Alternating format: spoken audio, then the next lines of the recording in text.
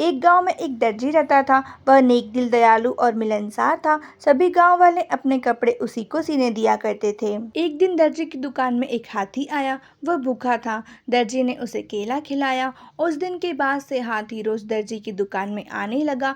दयालु दर्जी उसे रोज केला खिलाता। बदले में हाथी कई बार उसे अपनी पीठ पर बैठाकर सैर पर ले जाता। दोनों की घनिष्ठता देखकर गांव वाले भी हैरान थे। एक दिन दर्जी को किसी काम से बाहर जाना पड़ा। उसने अपने बेटे को दुकान पर बिठा दिया।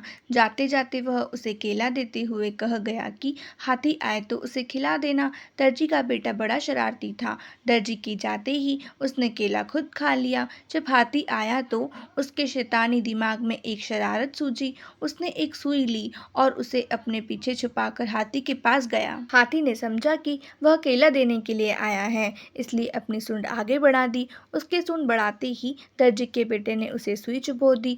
हाथी दर्द से बिलबिला उठा। ये देखकर दर्जी के लड़के को बड़ा मजा आया और वह ताली बजाकर खुश होने लगा। दर्द से बिलबिलाता हाथी गांव की नदी की ओर भागा। वहां जाकर उसने अपनी सूंड पानी में डाल दी। कुछ देर नदी के शीतल जल में रहकर उसे राहत महसूस हुई।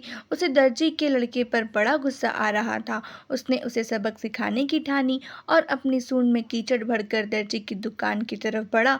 दर्जी के लड़के ने जब फिर से हाथी को आते देखा तो सुई लेकर बाहर आ गया। वह हाथी के पास आते ही उसे सुई चुभोने के लिए आगे बढ़ा, मगर हाथी ने सूंड में भरा सारा कीचड़ उस पर उड़ेल दिया। लड़का दुकान के दरवाजे के सामने खड़ा था।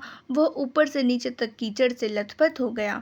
दुकान के अंदर भी छिटक गया और लोगों द्वारा दिए गए कपड़े भी गंदे हो गए। उसी समय दर्जी भी अपना काम निपटाकर दुकान वापस आया।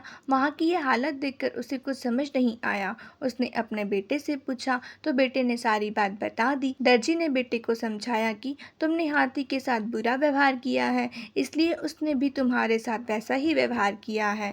जैसा व्यवहार करोगे वैसा ही पाओगे। आज के बाद किसी के साथ बुरा मत करना। फिर दर्जी ने हाथी के पास जाकर उसकी पीठ सहलाई और उसे केला खिलाया। हाथी खुश हो गया। दर्जी के बेटे ने भी उसे केला खिलाया, जिससे हाथी और उसकी दोस्ती हो गई। उस दिन के बाद से हाथी दर्जी के बेटे को भी अपनी पीठ पर बैठाकर घुमाने लगा। अब दर्जी के बेटे ने शरारत छोड़ दी और सबसे अच्छा व्यवहार करने लगा। कहानी से सीख, जैसा करोगे वैसा भरोगे। जैसा व्यवहार दूसरों से चाहते हो वैसा व्यवहार दूसरों के साथ करो। बुरे काम का बुरा नतीजा। आज के लिए बस इतना ही। अगर स्टोरी अच्छी लगी तो लाइक एंड सब्सक्राइब करना बिल्कुल मत भूलिएगा। मिलते हैं नेक्स्ट स्टोरी में, तब तक के लिए थैंक्स फॉर वॉचिंग।